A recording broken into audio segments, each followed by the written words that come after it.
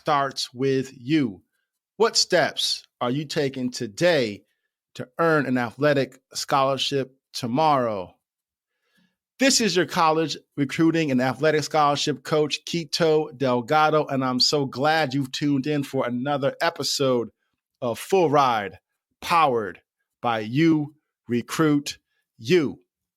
And today we're going to be tackling over the next 13 to 15 minutes AAU basketball. But I think we can also apply a lot of what we're going to be talking about to really any travel team that you or club team that you are a part of. So even though we're going to be talking and saying AAU, if you play travel softball, travel soccer, if you do, volleyball, doesn't really matter the sport because for the most part, all of you play on travel teams. So you can apply AAU. It's all interchangeable, okay? But before we get to that, I just wanted to remind you guys, let's get social, let's get connected. Give us a follow on Instagram and Twitter. Just follow us at URECRUITU. And then you can also tune in to our and like our Facebook page. And you really want to check out our Facebook page. Give that page a like and tune in every single Monday because every Monday we go live at 8:30 p.m. Eastern Standard Time. And we really want to equip you with some knowledge. So this past Monday, we talked about the different recruiting periods, the quiet period, the dead period, the evaluation period, and the contact period. And it's important for you as a family to know all of those different periods because it's going to really help you govern, when you go on unofficial visits, when you reach out to coaches. And it's just, you really want to check that out. So head on over to Facebook, like our URECRUITU page, and then check out our most recent study hall and learn more about the recruiting calendar and the different recruiting periods. But today, AAU basketball, I think it's really important to really touch on this because AAU is a great opportunity as a family for you to gain exposure to college coaches. Quite frankly, one of the big myths out there is that families believe that just because you're dropping 30 points a game, 20 points a game at the high school games, at the high school level, that college coaches are going to be, going to all of your games. That's how they're going to discover you. But the reality is they're in their seasons during that time. They got their teams, they got games, they got practice, they got travel, they got a lot going on. So it's really hard for them once the basketball season starts at the high school level for them to recruit. Yes, or I should say to discover talent. Yes, they will recruit you. So they already have their list of targets and now they're texting them, they're emailing them, they're sending them direct messages on Instagram, Twitter, all that stuff. So they are communicating with the athletes. But as far as discovering new talent, it's really difficult for them to do that. So when they discover top talent, typically occurs through AAU because what they're able to do during certain periods throughout the year, and I'm going to talk about this, it's called the live period. They are able to, there's 2 weeks in April, and then there's 3 weeks right now in July.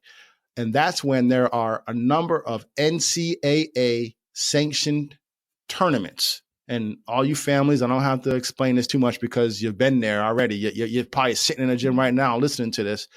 But that's where during those 5 weeks, college coaches are able to evaluate players in person. So those are live periods. And I really wanted to touch on this before we even get started. It's important if you are a family who was on an AAU team, you want to understand one thing. At the end of the day, your number one mission for playing AAU, in my opinion, I mean, if you're going to spend the money on the sneakers, on the shorts, on the sneakers, on the hotels, on the airfare, if you're flying, on the hotels, the time you're going to spend practicing, the time spent traveling, right?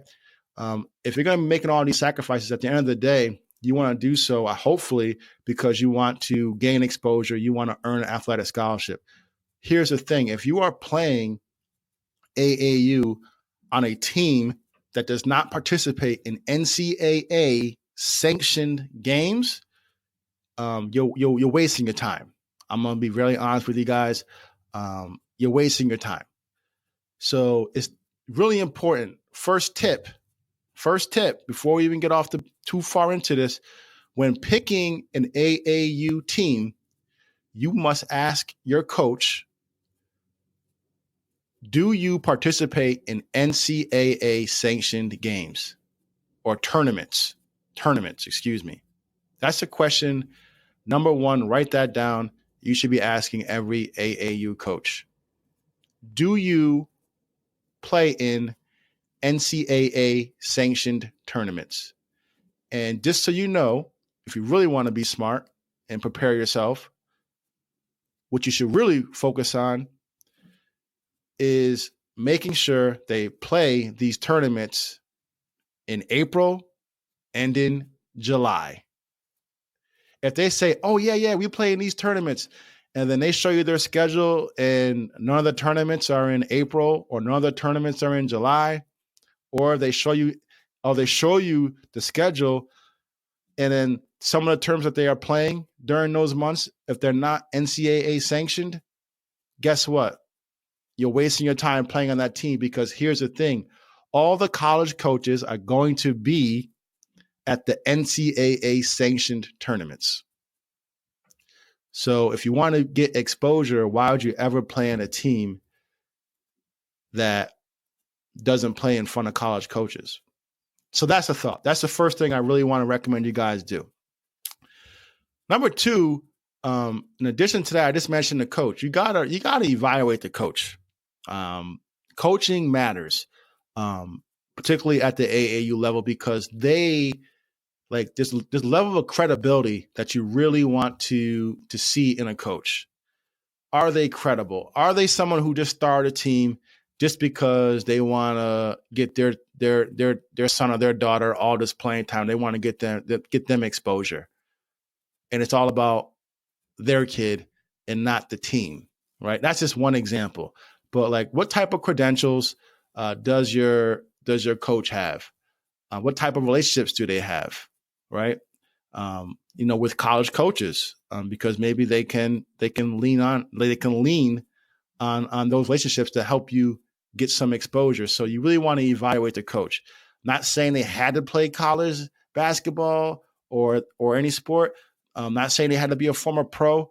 For me, it's just about measure their intention, measure their credibility, look at their track record, right? You really want to focus on the coach. And then, of course, I should say, again, focus on the team, where they play, when they play, but then you really want to evaluate that coach, right? One thing you also really want to pay attention to now, I'm not doing any of these in any real order. I'm just kind of, I want to say freestyling. But one thing I definitely want to make sure you guys understand that there is a cost to playing AAU basketball.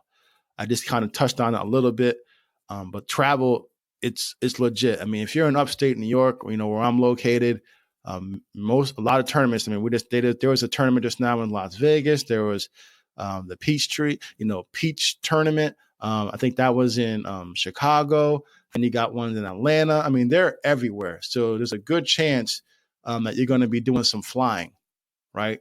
There's a good chance, even if it's local, you're going to have to commute. There's definitely a good chance, unless it's right in your backyard, you're going to be staying in hotels. And parents, many of you travel with your athletes because you want to check out the action. Makes sense. But here's the thing. You have to pay too. So nothing's free at the end of the day. And yes, there are some teams that are fortunate. They get sponsored by Nike, Under Armour, Adidas. That's great. But I say all this to prepare you, right? You got to prepare yourself. How much is it going to cost? That has to be a question that you are asking, right? You have to figure out what's the buy-in here. Okay, I'm gonna spend $3,000, whatever it is, right? I'm gonna spend $3,000, $2,000 to play in these.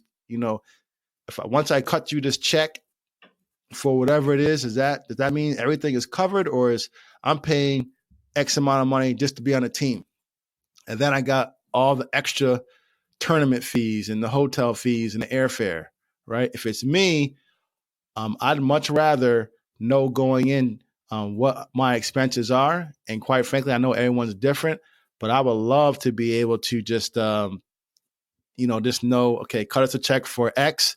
I write that check and then I know it's all covered for the rest of the way. So that is definitely a question you should be considering when selecting an AAU team.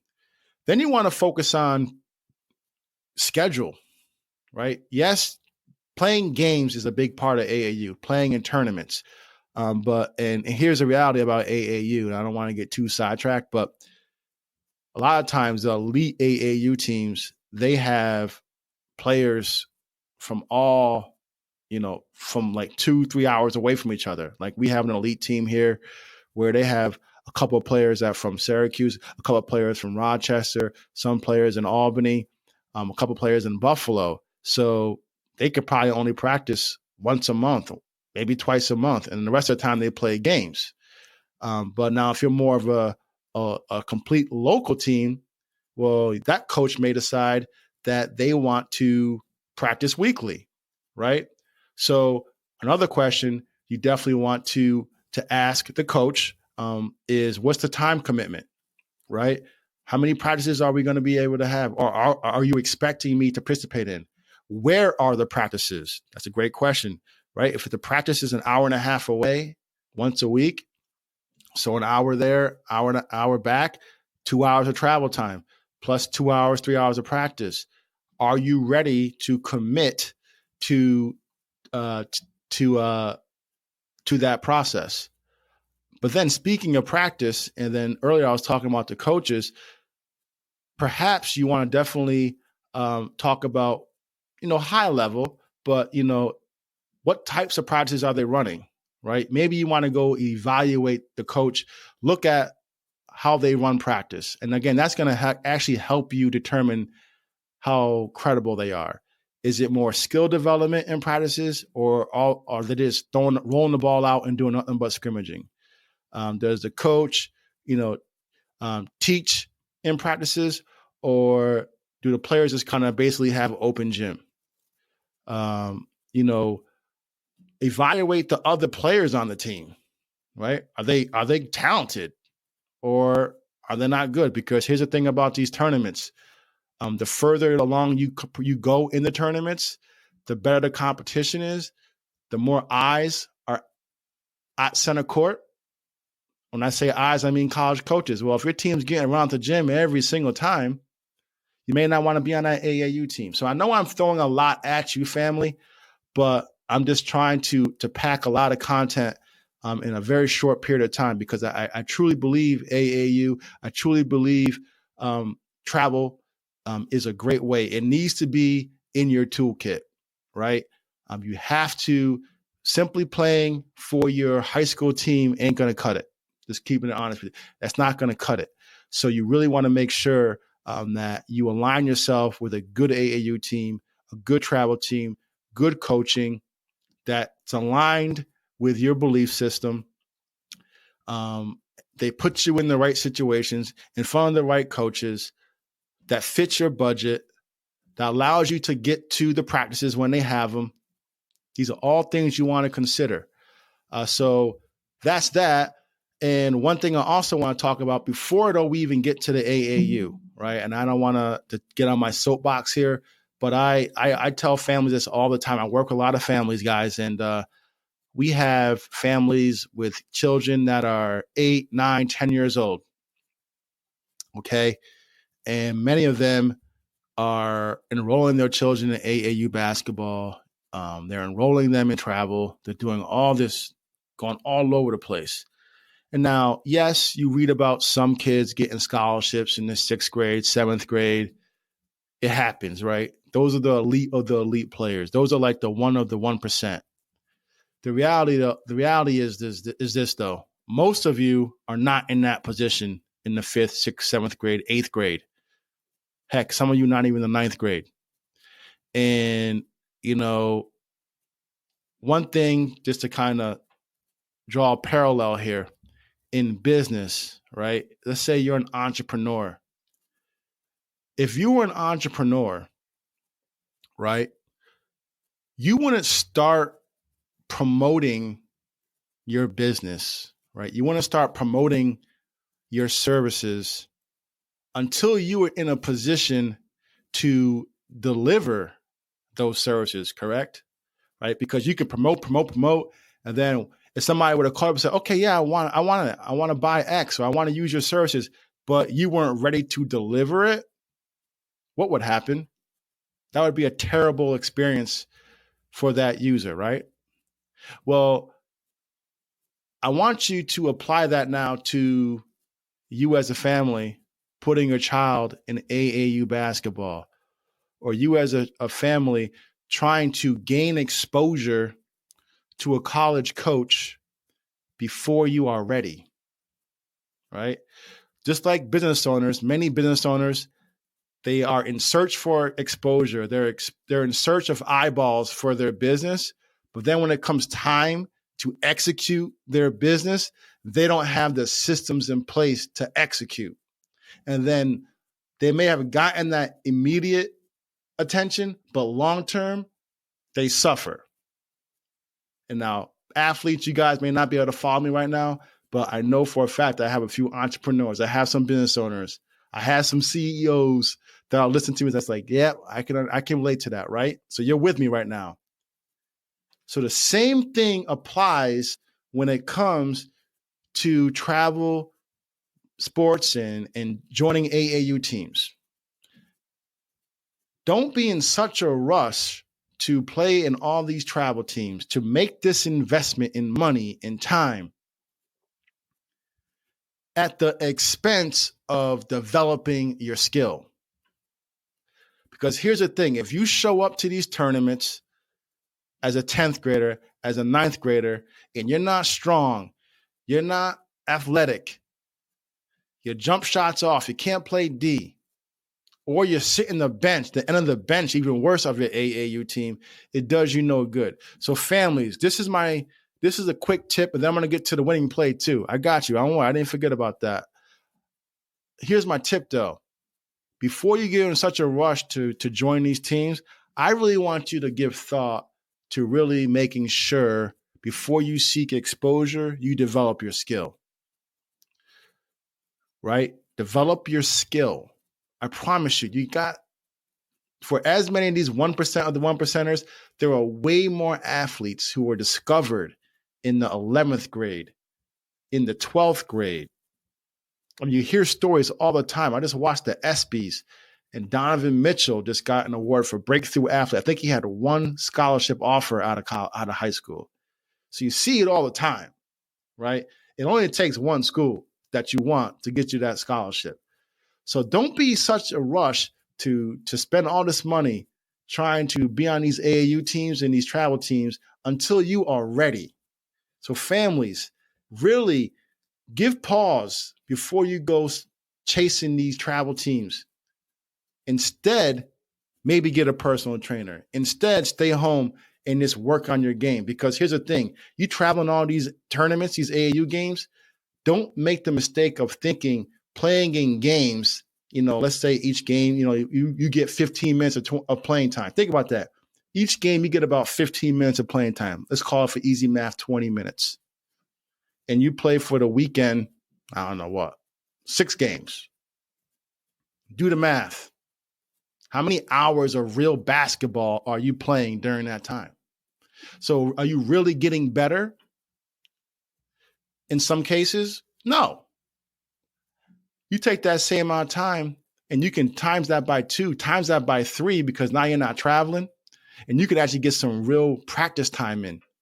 Again, if you're a sophomore, you're a junior, get your butt on the AAU team. I'm talking about my 7th grade kids, my 8th graders, my 6th graders. Work on your game. Make your game real strong. Then pursue the AAU team. So that's that tip. Second, as far as this week's winning play, right? Winning play, here we go. Ready? So I don't know about you guys, but I've been to a few AAU games, and they got about 10 courts going on at once. And here's the reality. Most basketball teams maybe has between 4 to 6 coaches on staff. And now you got 10 games going on, just that one tournament, right? Now keep in mind, there are a half dozen tournaments going on at once throughout the country. So each team may send 1, maybe 2 coaches to a tournament. You got 10 courts. They can't possibly see every single game, every single player. So here's a tip. You ready? Here's the winning play. You got 1 more, maybe 2 more weeks of the summer for these tournaments. Do this. You're going to thank me for it. Mom, dad, especially if you travel, get yourself a tripod. Get yourself a camera. Hopefully, I prefer a good camera, but worst case, a cell phone. And record the games. Record the games. You got all this action, all this game action going on of your child, your son, your daughter playing. That is golden opportunity for you to record a full live game, get a couple of those, and then you can eventually splice it up for a few highlights. But you can use all these tournaments, all these games that you guys are playing in this summer. You should be recording them. Here's a quick tip, though. Just hit the mute button, okay? Hit the mute button, because I know college coaches, they don't want to hear, your play-by-play. So hit the mute button. But seriously, tripod, camera, and record all the action from the games. That's your winning play. I promise you do that. And then a couple months later, you can reach out to the coach. You can show them some action. That's a great winning play for you. I hope that's helpful. Don't forget, again, subscribe to the podcast, Full Ride, powered by URECRUITU. You can check us out on Apple Podcasts, Stitcher, Stitcher, Spotify, and TuneIn. And don't forget, get social with us. Let's get social. Follow us on Twitter, on Instagram, and on Facebook, URECRUITU. But until next time, this is your athletic scholarship and college recruitment coach, Kito Delgado, reminding you that college recruitment starts with you. What steps today, right now, what steps are you taking today to earn an athletic scholarship tomorrow? Go compete.